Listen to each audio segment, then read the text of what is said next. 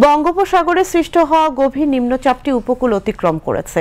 এটি বর্তমানে সাতক্ষীরা ও তৎসংলগ্ন এলাকায় স্থল গভীর নিম্নচাপ আকারে অবস্থান করছে। এটি ক্রমান্বয়ে দুর্বল হতে পারে। আবহাওয়া অফিসের সর্বশেষ বিজ্ঞপ্তিতে চট্টগ্রাম, কক্সবাজার, মোংলা ও পায়রা সমুদ্র বন্দরসমূহকে ৩ নম্বর স্থানীয় সতর্ক সংকেত দেখিয়ে যেতে বলা হয়েছে। এদিকে গভীর নিম্নচাপের প্রভাবে ঢাকা সহ সারা দেশে বৃষ্টিপাত অব্যাহত রয়েছে। এতে বিপর্যস্ত হয়ে পড়েছে জনজীবন।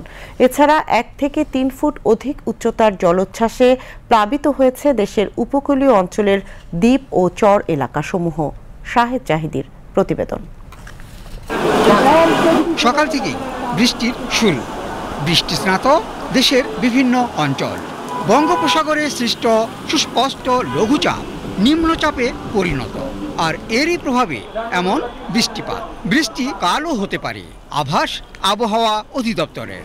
অবশ্য দেশের 4 বিভাগেই বর্ষণ সতর্কবার্তা আগে থেকেই দিয়ে রেখেছে আবহাওয়া অধিদপ্তর।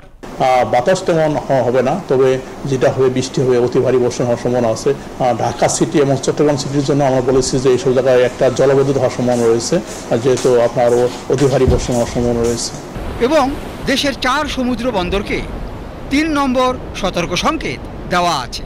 সকল সমুদ্র বন্দর সমূহ, বিশেষ করে কক্সবাজার, চট্টগ্রাম, মোংলা ও পায়রা সমুদ্র বন্দর সমূহকে 3 নম্বর স্থানীয় সতর্ক সংকেত দেখিয়ে যেতে বলা হয়েছে।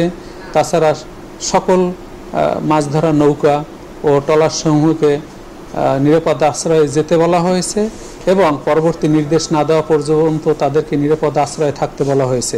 আবহাওয়া অফিস আরও জানিয়েছে, সাগরে সৃষ্ট নিম্নচাপের প্রভাবে চট্টগ্রাম, খুলনা, বরিশাল এবং সিলেট বিভাগের কিছু কিছু স্থানে ভারী থেকে অতি ভারী বৃষ্টি হতে পারে। এর সাথে থাকবে দমকা বাতাস, ঝোড়ো হাওয়া, কখনো কখনো বিভিন্ন অঞ্চলে বজ্র বৃষ্টি হতে পারে। এই বজ্র বৃষ্টির সাথে বজ্রপাতও থাকতে পারে। চট্টগ্রাম, রাঙামাটি, বান্দরবান এবং কক্সবাজার জেলায় পাহাড়ি ধসের শঙ্কার কথাও বলা হয়েছে আবহাওয়া বার্তায়। Shahed Zahidi, BTV news, Dhaka.